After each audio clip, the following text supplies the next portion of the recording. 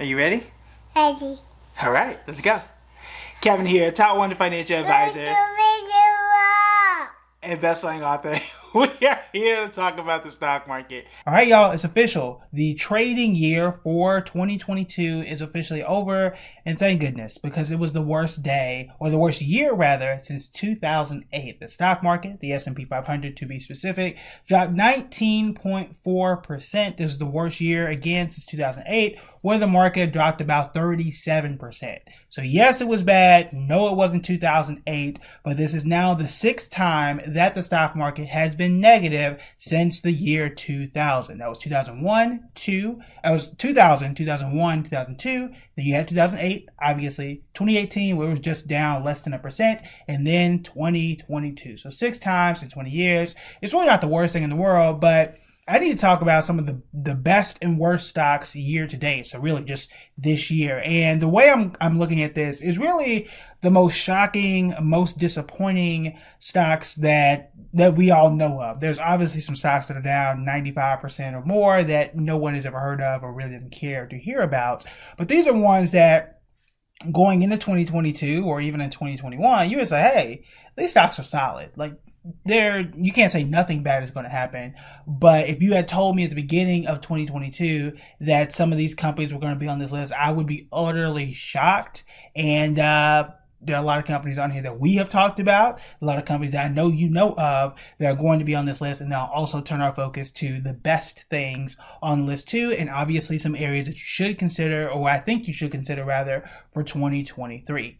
All right, we can start with the positive or we can start with the negative. I'm going to start with a negative because, number one, I think we start off bad and kind of help you out through the end of the video as opposed to just ending on a terrible note. Also, programming news, we will not be doing a video on Monday. I think that is January 2nd because the stock market is closed. I'll be with family and I'll be back in Raleigh later next week, but I'll have some stuff pre-recorded to come out next week, but it won't be on Monday. So Tuesday through Friday next week, you guys should be getting a brand new video, including a members only video. If anything changes, obviously hit the subscribe button and you'll hear about any scheduling changes and things that are coming out and when we drop brand new videos. All right, all that out the way, let's go ahead and get started. The first stock I have on here, and again, this is like most shocking, most disappointing, like what in the world is going on type list. Is not necessarily I sorted the entire stock market and picked the worst stocks, though that did help in this list. The first one on here is Amazon. Amazon was down 49% in 2022. The most shocking thing here is because, yeah, a lot of tech companies were down pretty significantly, but if you go back to January of 2021, so we're talking about 2 years now, Amazon is still down 48%. So this is 2 years in a row that Amazon has not performed well. You'll notice that I think it was last year, I sold off a good chunk of my Amazon stocks. I have not dollar cost average into them. And I think Amazon's kind of lost a bit of its identity in terms of being one of those mainstays among the what used to be called the FANG stocks: Facebook, Amazon, Apple, Netflix, and Google. All of those got hit this year. Every last one of those got hit this year. Facebook is now Meta, so I don't even think that acronym even works anymore. But Amazon is definitely fallen off in a way that the others have not. If I look at Microsoft and look at Apple, they were also in that category. They weren't down 49%. If I look at, let's say, even a Facebook, which was now Meta, they were obviously in the dumps. But if I'm comparing even to Netflix, right? Netflix started off quite terribly and still ended up not so great. But about halfway through the year, Netflix has actually started recovering to a degree. If you had invested in June and got into Netflix for what would have seemed like a crazy reason at the time, you probably would have made between 30 to 50% because the stock absolutely bounced between June to now. But Amazon has not. And again, 2 years now, we're talking combined a 48% loss. That's a no for me. And we know that they've been doing a lot of different acquisitions, especially this year. They bought Roomba. They bought MGM Studios last year. They're doing a lot, and it is not translating in terms of returns for investors. So that's number one on the list, and not necessarily in any order. The next one we did hint towards that is Meta. Meta is down 64% this year. I got rid of it inside of my IRA. I have had Meta for years. I don't think I've had it for 10 years, but I definitely had it for at least 6 years or more. I tried buy and hold for the long term. And if I got it way back in, what was it, 2015, 16, 17, how am I still down, right? And that's how significant this particular year was. There are a lot of reasons as to why Meta was down. There's always the tech umbrella, because again, whether Meta was good or not, all of tech was down for the most part. But one of the big reasons was competition from TikTok, and they're spending way too much on the metaverse, and so far that is not working. They are sending billions of dollars into that space and cutting staff to try and support what they are attempting to do in the metaverse. I'm not entirely sure if it's going to work. I'm somebody who actually believes in the metaverse to a degree. I don't know if it's going to be, I think it's going to be overhyped in terms of like going and shopping in the metaverse and doing all kind of stuff. At one point, CVS had bought some, I don't know, trademarks and stuff inside the metaverse so you can walk into their virtual store and go buy stuff. It hasn't launched yet, but they have set the groundwork for it. So that's what people are trying to do. I don't know if it's going to go that far, but in terms of workouts, in terms of gaming, in terms of just, just general entertainment, I'm kind of with it. I think that actually makes sense. I don't think, though, that it makes sense to spend as much money as they are and to tank the company by doing so. And again, sitting here down 64%. So I'm out on Meta, not investing in it. I'm also out on Amazon. I kept the little bit of shares I have in Amazon because it's, in my mind, it's still Amazon and maybe they can come back. But again, it's been 2 years. So I hold a little bit that I have. I don't really plan on dollar cost averaging, and certainly don't plan on adding any more anytime soon. But we'll see. Next here is CarMax. CarMax is down 53%, and I'm a little hurt. My ego is a little hurt because last year I did a video about CarMax and did a whole breakdown about how cool CarMax was. At the time I did that video, CarMax was actually pretty good. A little bit of a history note, CarMax started as Circuit City. For those who are young enough to not know what Circuit City was, it was basically the Pepsi, or the Coke rather, to Best Buy's, y'all get the metaphor I'm making. Best Buy was Pepsi, Circuit City was Coke. There were two giants in the tech space, and Circuit City created CarMax and spun it off, and it went public on its own, and Circuit City died, and you don't see them anymore. It's a relic of the 90s. In either case, CarMax was down 53%. A little surprising, but also the reason why I talked about CarMax to even begin with is because there was a stat, and I'll have to go back and find it, where the bottom half, I think it's actually like the bottom 10% of the S&P 500 is using the top 10% in the following year. That didn't work this year. CarMax was one of the worst stocks at the end of 2021 and one of the worst stocks in 2022. So it did not go with the usual trend. Sorry for CarMax. Sorry for me. I didn't actually invest in it, but I did think it was a well-organized company, and at the time, their financials were good.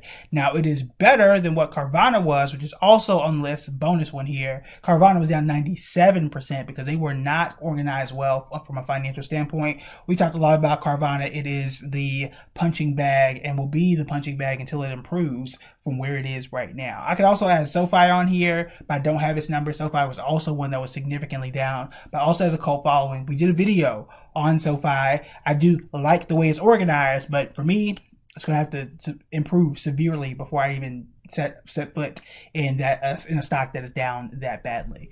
Next here is Tesla. Tesla is down 65%. Let me say that again. Tesla is down 65%.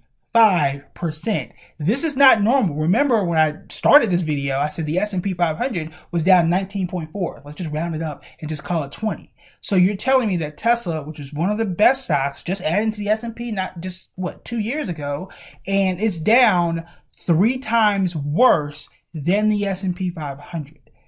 That's crazy. And to make things even worse, they are still producing more vehicles. They're still being profitable. They're obviously the leader by leaps and bounds over other electric vehicles, yet it's still down 65%. The odd thing here, and people have argued with me in comment sections all across the interwebs, that, well, the fundamentals of the company hasn't changed. They still have cash, they're still producing vehicles, they're still bringing in sales, they're doing all the right stuff, but it's not translating. And there are times where fundamentals of companies do incredibly well. Well, the company is making money. They are profitable, but the stock still loses money. What side of the equation do you want to be on? In a company that hey, we're making money, but the stock is losing, so you are losing money, or on the side of, hey, it's making money and I don't really know what the financials are. Generally, I'd like to have those things match up, where the stock is going well and the fundamentals match up, but sometimes you don't. And what I'm not going to do is sit here and lose 65% and just be okay with it. One of the biggest theories behind this, yes, they are classified in the tech space, therefore most of tech was down. I mean, they're down, they're actually 1% worse than Meta, which is kind of crazy to say, but you could also argue that Elon has sold billions of shares, and that is something that's depressing the stock and kind of pressing it down, because when you start to see billions, not millions, but billions of dollars come out because someone is selling at the very top, because he was using that money primarily to fund Twitter and keep that thing afloat, that could be one of those reasons why. Also, and I've argued this as well, been arguing it for the majority of the year at this point, that it's hard to run 2, 3, 4, 5 entire companies and be good at all of those. Elon is currently running, and he says he's going to step down as CEO. We'll see at Twitter. But you're running Tesla and Twitter and The Boring Company and SpaceX. And those are just the top 4 I can think of off the top of my mind, including the 15 kids or however many kids he's got. That's a lot. I got 1 kid and 1 business, and I'm tired. So I can't imagine what it's like to run all those things at the same time. But it's difficult for investors. In fact, for me, I think I sold off maybe 80% of my Tesla holdings. Could Tesla be something or come back to being something next year? It certainly could, which is why I kept just a little bit. Same reason I kept just a little bit of Amazon. But taking a 65% loss in a year where the market is down 20% is not okay. Okay, I'm not sticking with the brand. I'm sticking with what the math is saying. And taking 65% losses a year is not going to give me the financial freedom, and ain't going to help you either. So we will see whether or not it's going to be what we hope it to be in the future. But I'm not really banking on the celebrity of Elon, just like I'm not banking on the celebrity of Mark Zuckerberg either. I'm going with the numbers, I'm going with the business, I'm going with the chart. And that's how I'm making these decisions for me.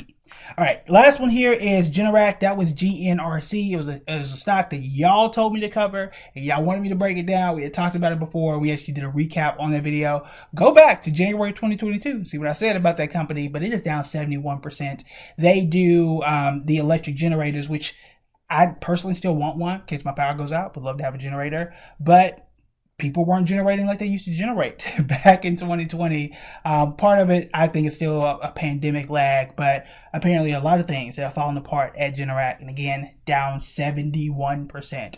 All of these are at least double the loss that we saw in the S&P 500, which is the beauty of investing in index funds. So you just own the index. You would have lost 20%, which is not fun, but I will take that over a 50, 60, 70, or even 90% loss in the case of Carvana. Now, that was painful for most of us, at least for me. Let's get into the good news, and let's talk about some stocks that did do incredibly well. Now, in this section as well, I'm going to be using some of these as a catch-all for certain industries. So obviously, you know, oil, Chevron, Exxon, Oxy Petroleum, all of those did incredibly well. It's not going to be an oil list stock. I mean, a list of oil stocks. I'll just name a few, and you can just lump them all together because, I mean, it was difficult to find one that didn't do well. All right, first one on here is Cigna. I did tell y'all, I told y'all on Twitter, I told y'all here, Cigna was actually up 62% this year. They're in the health and insurance space, 2 spaces that I did like in 2022. You put those together, you kind of get Cigna. Again, Cigna up 62%. Merck, which is a company I just invested in today. We talked about it in the members only very late last night, yesterday. But that one was up about 64% this year in the healthcare space. You'll start to see a trend here. Merck has been around for a while, one of the more solid companies, especially in the healthcare space, for a mighty long time at this point. Next here is Enphase. This one I found out about a bit late, but we did do a full breakdown inside the members only. That is ENPH. They're on the electric energy space, and they're up 48% year to date. So 2022, since it's over in terms of the stock market. Next here is Signify Health. And this one is one that I would kind of have an asterisk here. It was up 70% this year. However, if you look at a chart of it, and I'll see if I can put one on the screen, it really just kind of popped and just stayed up there. Now, I didn't have time to go back and see exactly why that happened. It had to be something huge, earnings, a merger, something, because almost no stock goes up in a straight line and just kind of floats there for months at a time. I think it was August or so, it just took off and stayed up there at a 70% gain. I don't know if that's going to happen again in 2023, but the numbers are the numbers, and this year it was up 70%. And the last one here in terms of the best stocks in 2022 and what worked was PBT, that is Permian Basin Trust. It was up 306% year to date. So you can lump this in with all the other oil companies. Again, PBT, it is just based on the name, I'm assuming it is a REIT that has to do with the Permian Basin, which is an oil reserve. In either case, it was in oil. I told y'all oil did well. You can lump whatever oil companies you want up under that particular company, but up 306%, which is wild to think of. So I'm not going to recap the entire thing, but essentially for 2023, I think much of the same is going to happen, at least in the early phases, because a lot hasn't necessarily changed. Going into 2020, going from 2021 to 2022, there were some things that were going to change. We knew that interest rates were supposed to go up. That is still supposed to continue. The conflict in Russia and Ukraine, I haven't heard anything as to when that is supposed to end, as if it has just a strict end date, which I'm sure it all did. But in either case, that's still going to be there. The threat of recession is still going to be here. The Fed themselves says that they think there's going to be an uptick in unemployment. So the threat of that is still there. So I can't be confident about the banks, even though interest rates are going to go up. So for me, it's a lot of the same in terms of what to look for. I'm still looking at healthcare. You saw me invest in Merck. Still looking at insurance. I still hold Progressive. I think Cigna will continue to do well. Perhaps it's United Healthcare for you. Travelers insurance is out there. There are a lot of insurance companies that I think you should consider. Next year, check out, if you're into oil, check out oil. If you're not into oil, check out electric. PCG, that's another stock that has done incredibly well in the electric space, as well as Enphase. You can take a look at them as well. A lot of stuttering today. Take a look at Enphase. They're up 48%. And I don't have the exact numbers for PCG, but they are doing well too, and they are in the electric space. AEP is another one, kind of falling off a bit, but the utility space is a decent place to be, because what I'm trying to do and what I'm looking at as an investor is kind of try and play the middle. What are the spaces that I know should do well, or at least solid, recession or not recession? Insurance is one of those spaces. Healthcare is one of those spaces. Utilities are one of those spaces, because I'm not entirely sure what is in store for 2023. But I pray it is better than what happened in 2022 across the board. So those are the areas that I would look towards if you're looking to add something new to your portfolio. We talked a lot about all the stocks that I was looking at and all the changes that I made inside the members only. So you definitely want to go and check that out, because next time we talk, it's going to be 2023, and it's going to be on and popping, and the year is going to start. Whatever that means, the year is going to kind of get off to whatever start it's going to get off to. Also remember, and I know this videos get long, but it's a lot. So it's a year-end recap. But remember, this time of year, I think it was from October all the way through April, the market tends to rise. It's not a guarantee, but it did start to rise, and we saw October was one of the best months we had in years. So yes, the market kind of ended on a whimper, but it was better than the first half of the year. So this could still be a decent time to start to jump into market, kind of change up some things in your portfolio, and start to continue to grow your wealth. Last thing, other than you should be joining the members only. When I looked at my own personal numbers, my Roth IRA was only down 2.2%. I put the tweet out when I went back and looked at it. My public account was right about where the market was, a little worse than that. I think about negative 25 to 27%. What other accounts do I have? My trading account was actually positive, but not positive by a lot. So things, the techniques do work to the most degree. I think for me, investing, keeping into it, and keeping Adobe, which I did sell today, were probably the biggest mistakes for me personally. Would love to hear about yours, so we can all learn from our mistakes together. And then you guys saw all the moves and changes that I made that will come back and reevaluate in June of 2023. All right, that is it for me. I will see y'all on Tuesday, which I think is January 3rd. Between now and then, I am going to go eat a whole bunch of fried foods and watch more college football. I ain't got no teams left. My team lost. So it is what it is. Congrats to Florida State and whoever else wins. I have no predictions. I guess if I wanted anybody to win, maybe TCU, maybe Michigan. I don't know.